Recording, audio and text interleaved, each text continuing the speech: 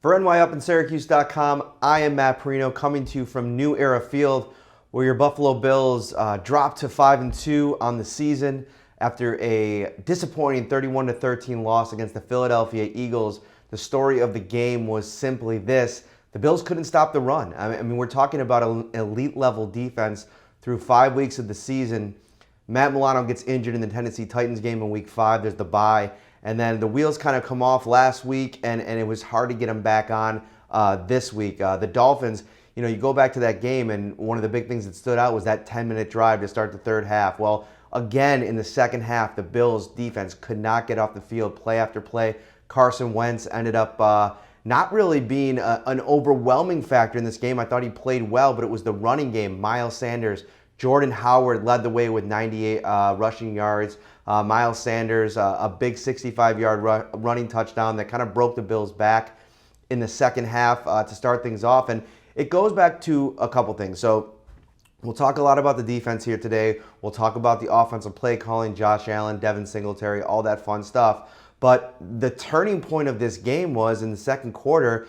Bills up 7-3, driving, third and short, design run for Josh Allen. He fumbles. The Eagles get the ball back. They get down to the goal line. Dallas Goedert, the tight end, with a touchdown. Miles Sanders with a 2-point conversion. Then all of a sudden you're going into halftime down 11-7, and that's a big 8-point swing there. When who knows if the Bills keep driving there with about 2 minutes to go in the half. You're looking at maybe 3 points, 7 points. You could be up 10-3. You could be up 14-3, and really have the Eagles, who have struggled, and there's been question marks about the dysfunction within this organization. You have them on the ropes there at 14-3. Instead, they go up. The Bills defense isn't really up to the task in the second half. The Eagles run for over 200 yards, and simply put, that's just not acceptable. We're talking about a defense in the Bills, and we talked to Lorenzo Alexander in the locker room in a very somber mood in the locker room, and rightfully so. Now, there's no panic. There's no finger pointing, but there is a sense of urgency that they have to get things figured out over the course of the next week. Going into a game against Washington now, sitting at 5-2, that becomes much more important. Let's shift gears to the offense for a moment before we talk any more about this defense. Couple things. I thought Josh Allen, listen, you look at his stat line, under 50% completion percentage, not efficient enough. I sang his praises a little bit last week, coming off of the Miami game, where I think a lot of people didn't like the way that he performed because he was efficient. He took care of the football, and he made some plays in the passing game. And today there was a little bit of that at times, but especially in the second half, when your defense isn't up to the challenge, you have to be able to sustain drives and help them out a little bit. And I just felt like this team wasn't able to do that. I think there's a few contributing factors as to why that is. Number one, Devin Singletary doesn't get his first carry until the second half. We asked him about it over and over and over again in the locker room. What's it like for you to be sitting out there ready to go, hamstrings good, and your number really doesn't get called until the second half? And he said, I'm gonna do what I can when my number is called. It's no different to him. But you have to wonder if Devin Singletary was utilized a little bit more in the first half. Maybe this Bills team was able to would have been able to get a little bit more offense going and be more effective overall. And the time of possession, I think that's a really important stat to look at. The Bills lost the time of possession battle against the Eagles today. Carson Wentz, he showed that even when the passing game wasn't great for the Eagles, they made some plays. He made some plays with his legs. I thought he did a really good Josh Allen impression today with a couple of his runs. But I think Carson Wentz just took what the defense gave him, and the defense ended up giving him quite a bit. You saw Tyler Kroft on the offensive side going back there, get involved a little bit today. 2 catches for 32 yards. I tweeted out during the game that this is his first catch in an NFL football game and since over a year ago. It was September 23rd last year with the Cincinnati Bengals. It's been foot, ankle injuries for him ever since.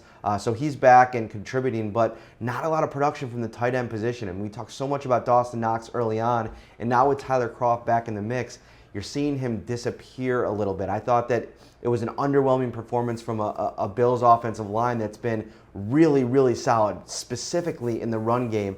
and this defensive front that's missing a lot of key pieces. Malik Jackson is out in the interior. Tim Jernigan's out. They lost Hassan Ridgeway last week, who was the fill-in for both of those guys. And, Fletcher Cox just proved to be the all-pro that he is, was very dominant today. But across the board, they played with some desperation on the Philadelphia side of things. And now the Bills are going to be in a situation next week going up against Washington where they're going to have to show some resiliency. They're going to have to show some urgency because, 5-2, is nice. 5-3 even isn't the worst in the world, but this schedule gets tougher as you go along. And you look at Cleveland, who's struggling to get today against the Patriots. That's the Patriots. They're a team that still has quite a bit of firepower. And if you look ahead to that game, that's going to be a game that's going to be highly contested on the road. You need to take care of your business at home. I thought this was a game that was winnable for the Bills. I picked them to win. I thought that they had control of the game. I don't think they were outplayed the Eagles so much in the first half, but they controlled the game.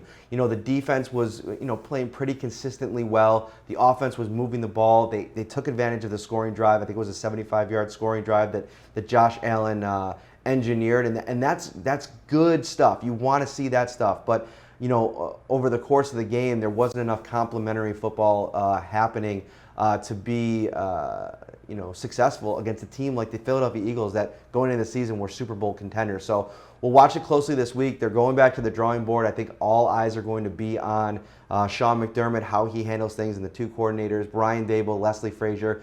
Brian Daboll, I think more so, especially in the eyes of the fans. I've spoken so much about how I feel like this offense can be successful. And one of the things I said in my instant observations is I think Cole Beasley they have to figure out a way to get him involved more, because you look at the really good offenses in this league and they're able to utilize that slot position as a way to consistently sustain drives and move the ball. And he had 7 targets today, but only three catches. So maybe double that target rate, get that up to about 12 to 15, and maybe Cole Beasley can kind of find his way a little bit. Listen, I've been very patient with the start of the season. I've defended a lot of the moving pieces, bringing in now 9 new starters on this offense. But as we turn the calendar to November, the patience will start to fade. The grading curve shrinks a little bit because there's no more time to waste. You've had 7 regular season games now to play together. You have to start executing at a higher level. And I think on the defensive side, you have to look yourselves in the mirror. You have to figure things out. You have to,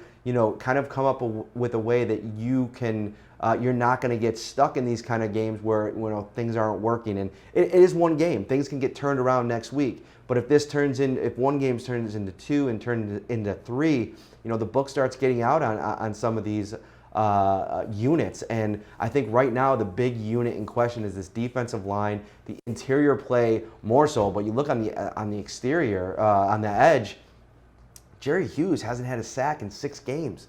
Ed Oliver has 1 sack on the inside. Shaq Lawson was finally able to get a sack today. I thought he played well, especially in the first half. But, this defensive line as a whole has to improve. They have to affect the quarterback a little bit more and more consistently. They're going to play some good quarterbacks coming up, Washington notwithstanding. But you talk about Dak Prescott. You talk about Tom Brady, although New England's offense is having their own struggles. But Baker Mayfield still, I think, might be able to figure things out by the time that game comes along. So it's going to be important for this Bills defense to not let this kind of get away from them in terms of, the momentum that they built in the first 5 games. And, I wouldn't be worried if you're a Bills fan. I mean, you're still sitting at 5-2. That's exciting. You have a Bills defense that got punched in the mouth a couple of times last season. I mean, if you remember back to that Baltimore game, talked about that post-game quite a bit over the last year and a half. And, that's a pretty big pill to swallow, a punch in the mouth that you have to take and come back, get off the canvas, and they've done that. So I think that Leslie Frazier, Sean McDermott, they'll figure things out in there. But, these are the games that you got to win. Next week, Washington coming in here winless, or 1 win, I believe. That's going to be a very important game. Keep it locked on to nyupsyracuse.com for all your coverage, and I'll see you here next week.